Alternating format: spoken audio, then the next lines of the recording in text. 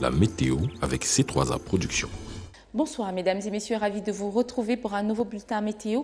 J'espère que vous vous protégez bien car le froid gagne de plus en plus de la place dans nos habitudes, tant dans la nuit qu'en matinée. C'est pour cela que nous vous proposons de toujours rester bien couverts, d'opter même pour un parapluie car en matinée, les pluies peuvent également s'enchaîner. Comme cette nuit, on aura de fortes précipitations sur la bande côtière dans la zone forestière et probablement dans la région de la Damawa. Ces pluies vont donc se poursuivre demain matin. Soyez vigilants. Plus en détail, dans la région du centre, attention, Nangaye, Boko, Bafia, Ngoumou, Balmayo seront fortement arrosés cette nuit. Demain matin, Yaoundé va rattraper le coup, mais les pluies seront assez fines. Ensuite, dans les hauts plateaux de l'ouest, les pluies seront très fortes cette nuit. Elles vont se poursuivre demain matin, mais elles vont baisser en intensité, notamment à Bafoussam, à Banjoun et à Baham. Nous terminons avec la région du sud-ouest où c'est la même configuration. De fortes pluies attendues à Manfé ainsi qu'à Limbé dans la nuit. Demain matin, ça va redescendre un peu. Les pluies seront plutôt fines. Pour se protéger et protéger les autres du coronavirus, lavez-vous les mains régulièrement. Toussez dans votre coude et en cas de symptômes, appelez le 1510. Bonne soirée.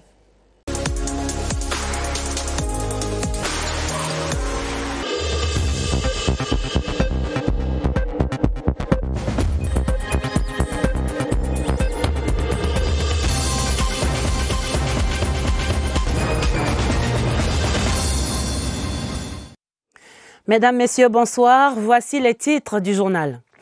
Endiguer les conséquences du Covid-19 sur la filière tomate, le gouvernement, en réunion d'évaluation de la pandémie ce jeudi, propose des solutions pour l'accompagnement des acteurs de cette filière. C'est à découvrir en tête du journal. Pour endiguer l'insécurité persistante dans la région du Nord-Ouest, le chef d'état-major des armées en visite de travail appelle les forces de défense à maintenir la discipline et le professionnalisme dans les rangs. Nous irons à Bamenda dans ce 20h30. Il faut endiguer les inondations qui grondent dans la région du Nord. Les populations et les sont sur le pied de guerre pour éviter tout désastre. Évaluation des stratégies en marche là-bas dans le Nord, ce sera dans le jeudi des régions. Voilà pour les titres.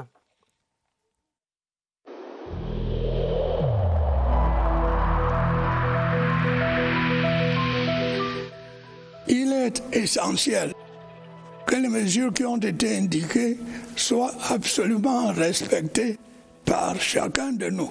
Lavez-vous régulièrement les mains à l'eau et au savon ou à l'aide d'un gel hydroalcoolique. Restez à au moins 1 mètre de distance des autres personnes, surtout si elles toussent, éternuent ou ont de la fièvre. Si vous avez de la fièvre, de la toux ou des difficultés à respirer, consultez un médecin.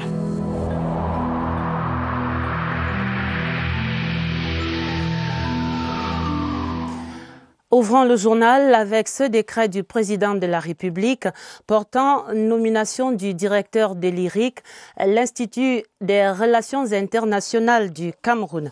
Article 1er. Monsieur Ndongo Daniel Urbain, ministre plénipotentiaire, est à compter de la date de signature du présent décret nommé directeur de l'Institut des relations internationales du Cameroun. Article 2. L'intéressé aura droit aux avantages de toute nature prévus par la réglementation en vigueur.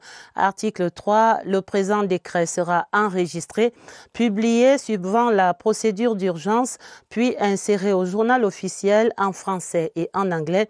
C'est signé ce 16 juillet 2020 par le président de la République, son Excellence Paul Biya. Le nouveau directeur de l'IRIC, Ndongo Daniel Urbain, nous allons l'entendre dans un instant. Il remplace à ses fonctions son Excellence Salomon Ehet, promu ambassadeur du Cameroun aux Nations Unies à Genève en Suisse par un décret du chef de l'État le 13 juillet. Je vous propose donc d'écouter la première réaction du désormais directeur de l'Institut des relations internationales du Cameroun dans une interview avec William Badier. C'est un sentiment de joie et de satisfaction. Je suis très ému et je voudrais remercier le Seigneur et remercier grandement le chef de l'État et son épouse, Madame Chantal Biya. Je crois pouvoir faire tout ce qui est pour leur apporter satisfaction, pour cette grande confiance qu'ils ont bien voulu m'accorder. Merci. Dans la suite du journal, l'évaluation de la riposte gouvernementale contre le Covid-19, c'était ce jeudi à l'immeuble Étoile. Le Premier ministre chef du gouvernement, Joseph Dione Ngouté, et c'est désormais une coutume, présidait la réunion interministérielle hebdomadaire. Préoccupation majeure sur la table des ministres, sauver la filière tomate gravement menacée par les conséquences de la pandémie en cours. Les recettes préconisées pour cet accompagnement des producteurs de tomates, c'est dans ce reportage de Laurentine Bokono à l'immeuble Étoile. Sur le marché de la tomate, les consommateurs jubilent, mais les producteurs trinquent. Depuis la fermeture des frontières, la tomate camerounaise est privée de sa fidèle clientèle dans la sous-région CEMAC. Face à la situation ainsi créée, le gouvernement s'engage à soutenir la filière. Parmi les mesures préconisées, celles ayant trait à la structuration et à la professionnalisation de la filière, dont les membres évoluent en rang dispersé. Autre mesure préconisée, la promotion de la transformation locale. De même est envisagé l'appui technique et financier aux initiatives de transformation artisanale de la tomate en conserve, jus, confiture ou ketchup. Des initiatives de ce type existent et sont parfaitement identifiées. Le Premier ministre chef du gouvernement Joseph Dione Ngouté prescrit au ministre du Commerce et au ministre de l'Agriculture et du Développement rural d'affiner la réflexion ici engagée sur les mesures de relance et de soutien aux opérateurs de la filière tomate et des autres filières en difficulté du fait du Covid-19. D'ores et déjà, instruction est donnée pour que soit garantie la sécurité sanitaire à tous les postes frontaliers du Cameroun et que soit scrupuleusement respecté par tous les acteurs impliqués le protocole de gestion relatif à la reprise des vols internationaux. Sont particulièrement assignés à cette tâche le délégué général à la Sûreté nationale et le ministre de la Santé publique. À date, le taux de guérison du Covid-19 est de 85%, tandis que le taux de létalité reste stabilisé à 2,3%. Une nouvelle qui jette un voile noir sur la capitale et sur le Cameroun. Une figure emblématique de la politique au féminin qui vient de quitter la scène ce soir. Delphine Changa s'est éteinte à l'hôpital central de Yaoundé aux environs de 17h tout à l'heure. Elle était âgée de 85 ans. Et depuis l'annonce du décès de celle qui fut la première dame ministre au Cameroun, sa résidence du quartier Bastos à Yaoundé ne désemplit plus. Delphine Changa, qui était jusqu'à son décès membre du conseil électoral de l'ECAM depuis le 7 mai 2011. Sa disparition laisse un vide dans cette institution au sein de sa famille biologique et de son parti, le RDPC. Je vous propose ici d'entendre successivement Eugène Kodo, son beau-fils, et... Je confirme bien qu'elle est décédée à 17h ce jour. Et on l'a mis à la morgue à 18h. Le temps d'organiser et de mettre des procédures en place. J'ai épousé sa fille aînée, donc j'étais son fils aîné. Donc par rapport à ça, c'est des connaissances, mes parents l'ont connu, avec qui ils ont travaillé. J'ai été à l'école avec les enfants, donc c'était ma maman. Ça fait beaucoup d'émotions que nous avons pour la disparition de Madame le ministre Delphine Changa. Le département nous fournit donc, elle avait la lourde charge et tout, elle est comme en général. C'est une grosse perte pour nous. On perd une maman, un guide, une bibliothèque, une encyclopédie. Toutes nos condoléances, les condoléances du 20h30 à la famille ainsi durement endeuillée. Coup de pouce à la filière coton en perte de vitesse également. L'État du Cameroun et l'Union européenne mobilisent 10 milliards de francs CFA. Il s'agit de relancer ce secteur et c'est dans le cadre du projet d'accompagnement des mutations du bassin cotonnier au Cameroun. La convention de financement a été signée ce jeudi côté Cameroun par le ministre de l'économie Alamine Ousmane Mey et côté Union européenne par son Excellence Hans-Peter Schadek, l'ambassadeur chef de la délégation de l'UE au Cameroun. Impact attendu de ce projet, Alvin Giselze. Des signatures au bas des documents pour un projet qui vaut bien son pesant d'or. Le projet d'accompagnement des mutations du bassin cotonnier du Cameroun est au centre de cette cérémonie protocolaire.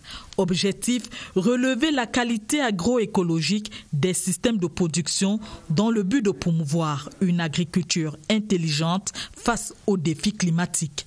Il s'agit d'une production de près de 330 000 tonnes par an.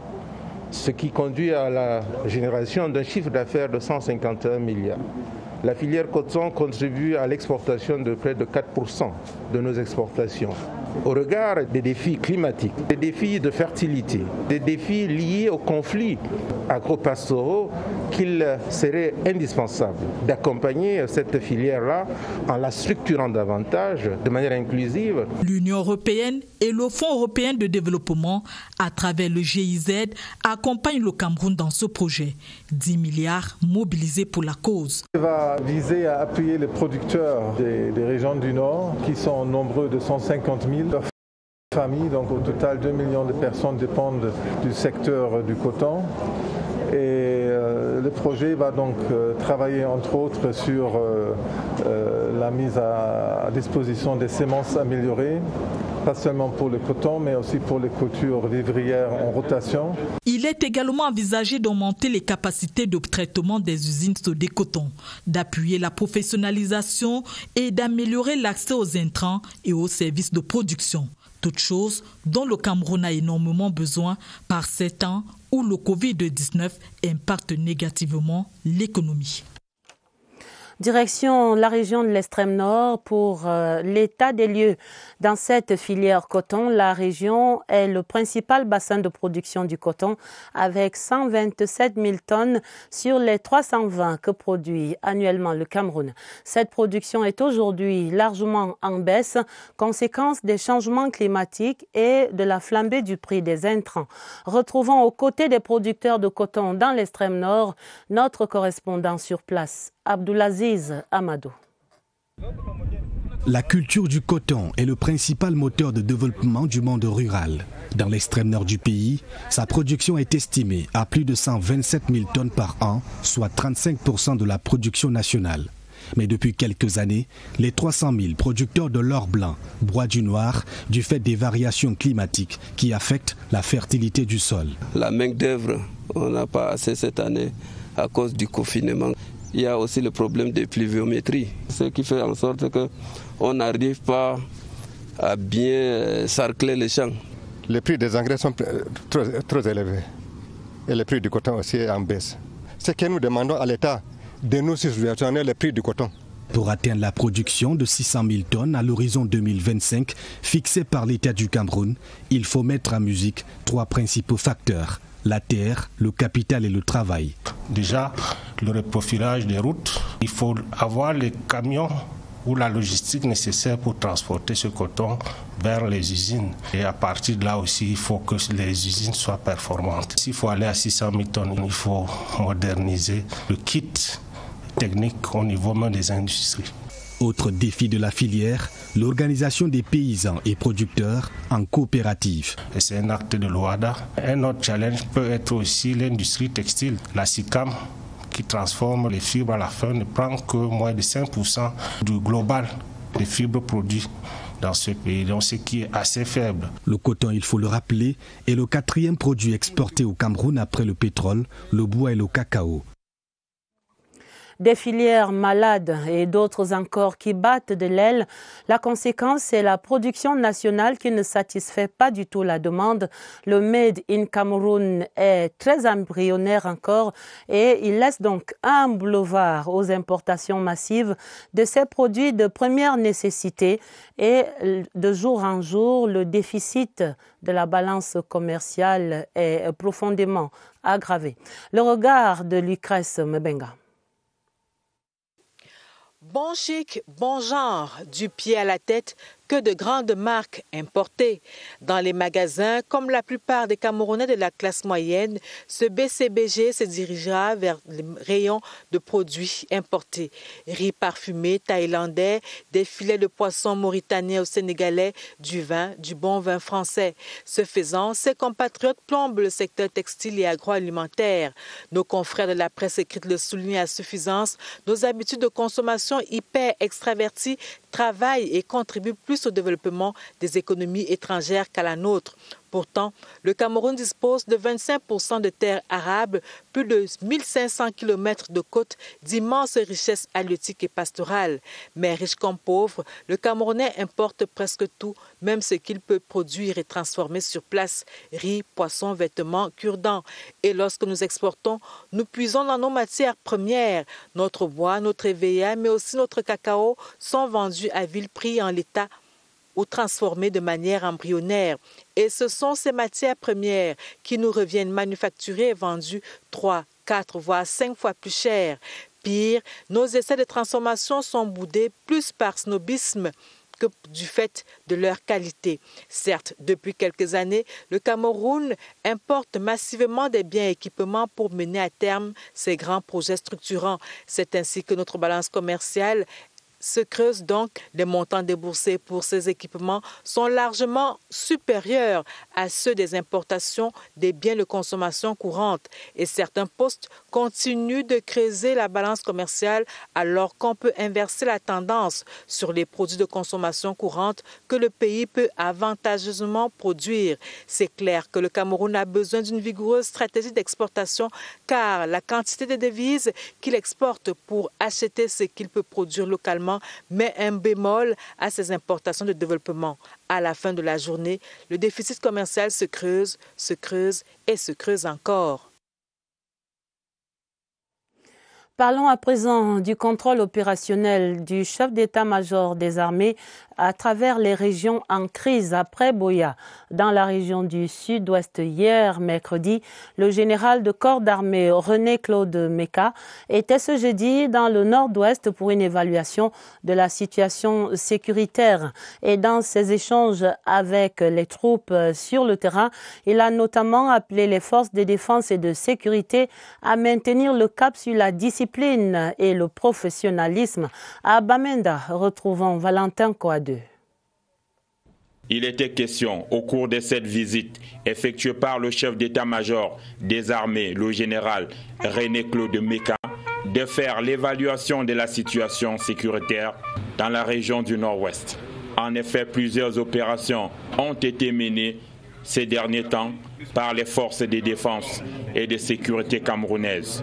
On peut citer les opérations Bafout 1 et 2, Bali, Widikoum, Batibo, et il y a quelques semaines, une opération menée concomitamment dans les départements du Ngoké Tunja et du Boui, dénommée Ngoké Boui, soldée par plusieurs séparatistes neutralisés, des armes et des canons de guerre saisis.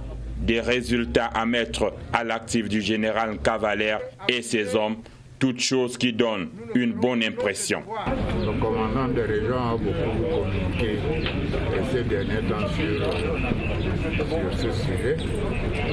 Moi, je suis venu tout simplement voir de plus près avec lui comment les choses se passent. Et ici, il y a d'autres préoccupations. En tout cas, tout est bien. Nos hommes sont tous bien en place et travaillent avec efficacité et professionnalisme. Après ce contrôle opérationnel effectué à Bamenda, cap a été mis sur Douala, dans le littoral, pour une séance d'évaluation de la situation sécuritaire dans les régions du Nord-Ouest et du Sud-Ouest. Le ministre de l'Emploi et de la Formation professionnelle était ce jeudi à Ebebda, dans le département de la Léquié, région du centre. Issa Chiroma Bakari y est allé pour une évaluation des travaux sur le chantier du centre de formation au métier, une infrastructure qui est financée par les fonds C2D, contrat désendettement développement signé entre le Cameroun et la France. Et c'était avant l'étape d'Obala, où il a visité un centre de formation dans l'agroalimentaire. Mais précisément, le ministère de l'Emploi et de la Formation professionnelle sollicite également l'accompagnement des entreprises privées pour améliorer la qualité et la palette des formations. Issa Chiroma Bakari échangeait dans ce sens à Yaoundé des opérateurs économiques. Voyons cela dans ce reportage de Marlise Enoambarga à Oumou. La descente du ministre de l'Emploi et de la formation professionnelle dans 3 unités de production de la place avait pour objectif principal nouer des partenariats en vue de renforcer la formation des jeunes dans les centres d'apprentissage. Il faut pouvoir leur donner des outils, les rendant opérationnels pour le marché de l'emploi. Nous allons vers ces entrepreneurs, vers ces entreprises pour leur dire, vous avez des Camerounais, de talent, de qualité, osez aller vers eux, recrutez-les. Au niveau du ministère de l'Emploi et de la formation professionnelle, nous avons des centres de formation. Avec ces centres de formation, nous sommes prêts à les ouvrir pour la formation continue, pour le recyclage. Mais nous souhaitons également, si d'aventure vous avez des centres de formation professionnelle dans vos différentes industries, de les ouvrir également pour que nous puissions y envoyer ceux de nos compatriotes qui sont à la recherche de l'emploi. Au sein des entreprises visitées, l'on a constaté que des dispositions sont prises non seulement pour la création des richesses et la création des emplois, mais aussi pour l'encadrement des jeunes. Nous avons cette ambition de nous développer en développant le maïs, le sucre camerounais, mais également en développant toute expertise dans le domaine du conditionnement, etc.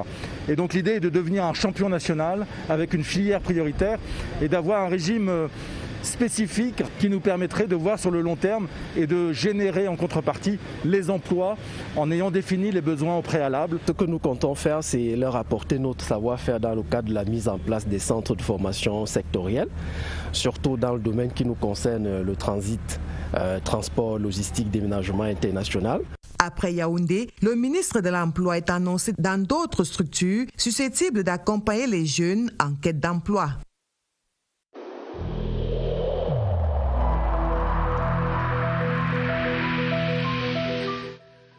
Le port du masque dans l'espace public restera obligatoire jusqu'à nouvel ordre.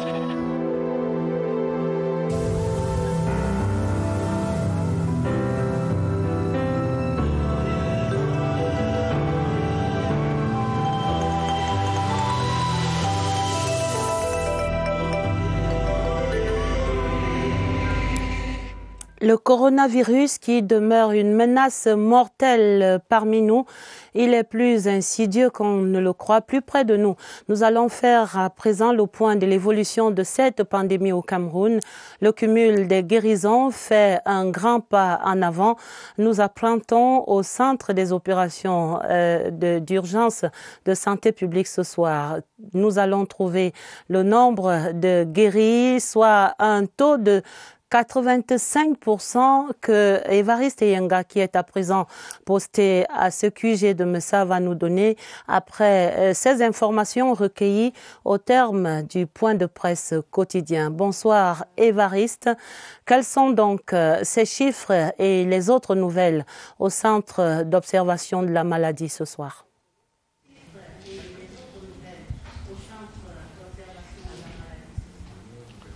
Bonsoir Adèle. D'autres nouvelles, c'est la disponibilité, vous l'avez remarqué, je n'en doute point, la disponibilité des chiffres ce soir avec le taux délivré par les autorités sanitaires qui assurent la coordination des opérations de la riposte. 85% de patients guéris de la maladie à coronavirus au Cameroun. 85% qui est en fait le reflet de 13 728 guérisons. C'est le cumul dans l'intervalle du début de la riposte à ce jour. Et à la date du 11 juillet 2020, que je vous le rappelle, on était à 11 928. Si vous faites la différence, vous verrez que nous avons effectué un grand bond vers l'avant, 1800 guérisons supplémentaires. C'est une grande avancée en ce qui concerne les guérisons. Et côté cas positifs, on n'est pas statique, ça a évolué, mais à petits pas, 16 157 cas testés positifs et déclarés à ce jour. On en était à 15 173 il y a 5 jours seulement, soit une avancée de 984 cas. Vous pouvez remarquer la différence entre les guérisons et les cas positifs. Le nombre de cas actifs, lui, il a régressé, il a baissé. Il est désormais de 2429, contrairement à plus de 3000 qu'on enregistrait il y a 5 jours. Au niveau des décès, les Guilles pointent à 373 seulement, soit un taux de létalité de 1,3%. Il n'est pas nul, mais très faible. Vous pouvez le remarquer. Le bilan chiffré n'était pas l'essentiel du point de presse de ce soir donné par le docteur Fané Mamat. Elle a mis, le médecin a mis également un accent sur le rapport entre le virus, entre le coronavirus et la maladie du paludisme, en relevant les similitudes qui se trouvent au niveau des symptômes, notamment 3. Il y a les céphalées, il y a la fièvre et puis il y a l'asthénie, ce qui parfois plonge certains patients dans l'embarras, dans la phase symptomatique. On ne sait pas s'il s'agit du paludisme ou alors de la maladie à coronavirus dans la phase symptomatique. Pas d'expert ce soir pour démêler les chevaux, mais la dame a achevé le point de presse par des recommandations, observations, des mesures barrières en ce qui concerne la maladie à coronavirus, observation, des mesures barrières également en ce qui concerne le paludisme. Et là-bas, la vedette, c'est la moustiquaire imprégnée à longue durée d'action qui a été recommandée pour les personnes se trouvant dans des zones à risque. Voilà l'essentiel des nouvelles à retenir du centre des opérations des urgences ce soir. Adèle, à vous le plateau. Absolument, Évariste, pour ces chiffres. Et on retient que si l'on ressent tous ces symptômes de paludisme, il faut simplement appeler le centre Covid ou Palu. Il faut absolument se faire tester pour en avoir le cœur net. Merci et très très bon week-end d'avance, Évariste. Dans la suite du journal, la région du littoral de mieux en mieux équipée contre la pandémie. Le centre d'isolement des malades du Covid-19 de Douala est opérationnel après son inauguration ce jeudi par le secrétaire d'État à la santé publique, Halim Hayatou. Il a salué l'entrée en scène de ce centre de 21 chambres logées à l'hôpital La Quintini. Retrouvons à Douala Alvin Baonganzi. Le centre d'isolement de l'hôpital La Quintini de Douala est un bâtiment flambant neuf situé à l'arrière de cette formation hospitalière. Composé de 21 chambres, d'une salle de réunion, des bureaux, il est construit et entièrement équipé par l'État. En dehors des systèmes de santé normal qui disposent d'un certain nombre d'équipements, le gouvernement a instruit le ministre de la Santé publique à travers le Premier ministre de construire dans chaque hôpital de région un centre d'isolement. Premier du genre dans tout le pays, ce centre est prêt à accueillir les malades du Covid-19, de même que le centre annexe d'isolement de l'hôpital La Quintini, aménagé au stade de Mbapelepe, d'une capacité de 118 lits, dont 20 en réanimation. Au cours de sa visite à Douala, Halim Hayatou s'est rendu dans tous les principaux centres de prise en charge des malades du Covid-19 et s'est rassuré à chaque étape de la disponibilité des ressources humaines et logistiques. Il y a 7 bâtiments qui sont dotés chacun de 50 lits et un bâtiment administratif. Et en plus de ce centre, vous avez un centre de soins dédié dans lequel on reçoit et on consulte les différents malades. Un centre d'isolement inauguré au moment où on note le relâchement dans l'observation des mesures barrières. L'État envisage la construction d'autres centres d'isolement à travers la région du Cameroun. La CRTV et le réseau Légis Sécurroute qui se donnent la main pour construire une synergie efficace dans la lutte contre les accidents de la circulation. Une convention de partenariat vient d'être signée dans ce sens ce soir, ici même au centre de production de Mbala 2. L'objectif, renforcer la sensibilisation des acteurs du secteur routier. Victor Lema raconte la cérémonie. Cet échange des parapheurs fait de la Cameroun Radio Television et du réseau des législateurs camerounais pour la sécurité routière des alliés dans la lutte contre les accidents routiers. La Légis Sécurroute entend travailler pour réduire de moitié le nombre de décès enregistrés sur nos axes routiers.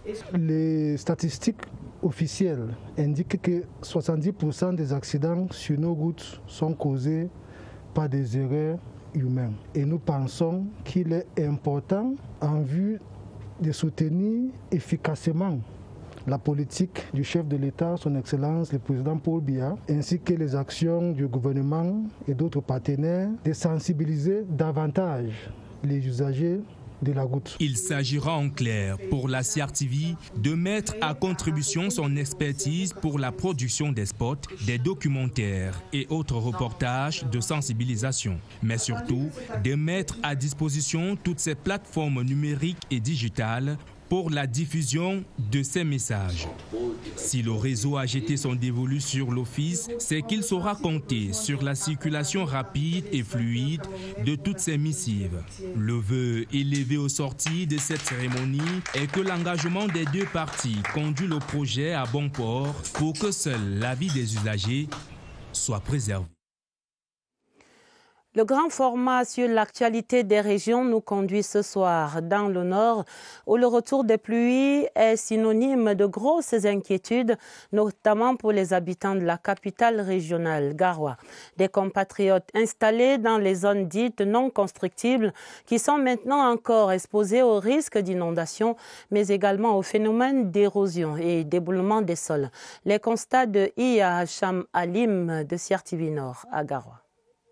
Des habitats spontanés construits dans les zones à risque, des flaques d'eau, tas d'immondices, caniveaux bouchés, autant de clichés qui constituent le ventre mou de la cité capitale du Nord en cette saison des pluies. Quand vous traversez le pont en venant vers Garoua, la ceinture qui est tout autour, là, la route là, de l'autre côté, on n'accepte pas de construction. Et il y a des bas-fonds dans la zone de Djamboutou également en allant vers Paqueté. Dans ce décor pas du tout reluisant, il y a aussi la question de sécurité.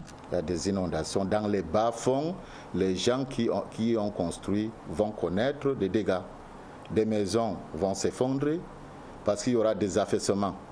Il y a des éboulements. Les statistiques obtenues pour le compte du premier semestre 2020 auprès des responsables de la délégation régionale, des domaines, du cadastre et des affaires foncières font état de 775 dossiers traités. Un tableau de bord en deçà des objectifs escomptés et des préoccupations actuelles. La traduction de ce manque d'engouement de certaines populations pour s'acquérir le titre foncier, c'est l'occupation anarchique et continue des zones non constructibles. Notre rôle premier est un rôle d'éducation. Éviter de délivrer des titres fonciers dans ces zones à risque. De quoi sortir certains quartiers de Garoua, de l'ornière et se tourner résolument vers l'émergence. Il faut d'urgence minimiser les risques auxquels sont exposées ces populations en cette saison pluvieuse. Des actions sont ainsi entreprises par les pouvoirs publics avec l'accompagnement des collectivités territoriales décentralisées. Sur place à Garoua, ces actions concernent par exemple la construction des infrastructures d'assainissement, mais aussi la sensibilisation des populations. Des stratégies que révèle ici Claver Pascal Ndanga. À travers la ville de Garoua, les ouvrages d'assainissement sont aménagés pour faire face à la menace dans sa globalité. Certaines voiries sont en cours de réalisation et nous avons mis un accent pour construire des caniveaux de deux côtés de chaque route parce que nous avons constaté très souvent c'est le manque de caniveaux qui entraînent les inondations. Les collectivités territoriales décentralisées sont mobilisées depuis le retour des pluies. Nous avons recruté un certain nombre de jeunes qui sont en train de curer les caniveaux et je pense que le travail a déjà commencé et nous allons poursuivre pour éviter les différentes inondations qui se passent souvent dans la ville de Garoua. Une cartographie des zones à risque a été élaborée. Les quartiers sont progressivement restructurés pour une parfaite maîtrise et gestion de l'occupation de l'espace urbain. La commune d'arrondissement de Garoua 1er, à travers le MINDU, a bénéficié d'un vaste projet d'envergure de restructuration et de rénovation de 12 quartiers de la commune de Garoua 1er. C'est de reconstruire, retracer les voiries, les drains, les canalisations, de moderniser ces quartiers. Parmi les mesures préventives, la sensibilisation occupe une place de choix. Il y a des constructions qui ont été réalisées dans les zones à risque, Donc c'est vraiment de s'en éloigner le plus rapidement possible parce qu'on est en train de s'acheminer vers le mois d'août qui, comme vous le savez, est un mois à très forte pluviométrie. La population est largement sensibilisée et nous continuons la sensibilisation sur le terrain avec l'aide de chefs traditionnels pour éviter de jeter les ordures dans les caniveaux. La reconstitution du couvert végétal érodé à travers la plantation des arbres participe à ce combat vital. Autant d'actions combinées pour minimiser les risques et améliorer la résilience des populations. Le feuilleton de la semaine se referme ce soir avec un focus sur la régulation sur les réseaux sociaux. Que fait-on contre les fake news, le harcèlement, la diffamation, l'atteinte à la vie privée ou encore le vol des données personnelles sur l'Internet?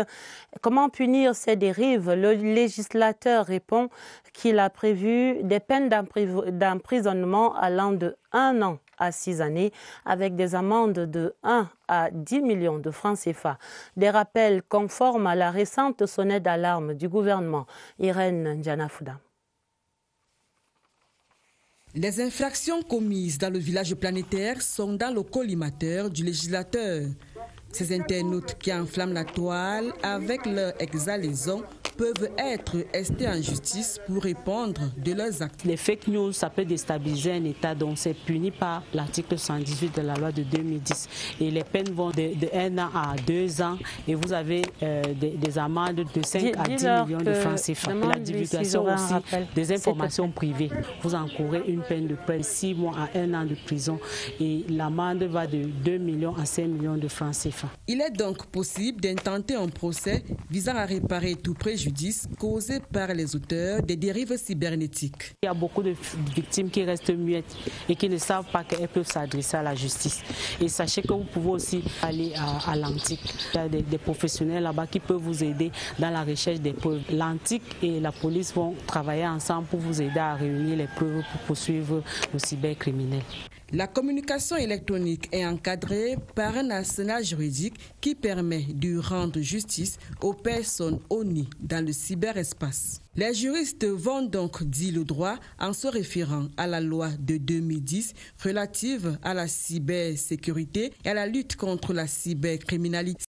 Ces tests ont été condensés dans un ouvrage édité en 2016 sous la bannière de Maître Balbine Manga, avocate au barreau du Cameroun. Comme quoi, les affaires du net qui poussent le bouchon loin sont bel et bien enrôlées et méritent des plaidoiries. Pour assainir la capitale Yaoundé, la mairie est désormais dotée d'un équipement moderne. Et cet équipement va s'occuper essentiellement de l'espace urbain. Il s'agit d'un camion baptisé Hydrocubeur. Il était réceptionné, comme on le voit ici à l'image, ce jeudi même à l'esplanade de l'hôtel de ville de Yaoundé par le maire de la ville, Luc Messi, à Tangana. Cet équipement, selon les techniciens, va permettre de déboucher les égouts et d'autres ouvrages hydrauliques très souvent encombrés par des inondations et l'écoulement des eaux usées à plusieurs endroits à travers la capitale. Et on salue donc cette innovation. Avant de refermer ce journal, nous revenons sur la nouvelle de ce décès. J'y suis. Le Cameroun qui pleure ce soir une de ses plus illustres filles, Madame Delphine Changa, membre du conseil électoral d'Elecam Elections Cameroun, est décédée cette fin d'après-midi à Yaoundé. Elle était fervente militante acquise à la cause des femmes, femme de lettres. La défunte aura par ailleurs été la toute première femme ministre au Cameroun. On retient par ailleurs son parcours politique. Qu'elle aura été dans ce parcours-là. Elle aura été tour à tour députée, présidente de l'Organisation des femmes de l'Union nationale camerounaise, l'UNC, et vice-présidente de l'Union nationale pour la démocratie et le progrès, l'UNDP. La fin du 20h30, une édition préparée avec la collaboration de Elvire Ninangalim et de Augustin Ngononga. Un autre journal vous est proposé sur cette antenne à minuit. Il sera présenté par Gilbert Ongene et Dieudonné Sra retrouver en suivant cette antenne après le journal Gisèle Neminga dans 7 échos. Pour les éditions du week-end, à partir de demain au 20h30, vous serez en compagnie de Atta Badine Oumar. Recevez encore précieusement ces rappels du président de la République contre le Covid-19. Prenez soin de vous. Je vous souhaite d'avance un excellent week-end et je vous dis à lundi, 20h30.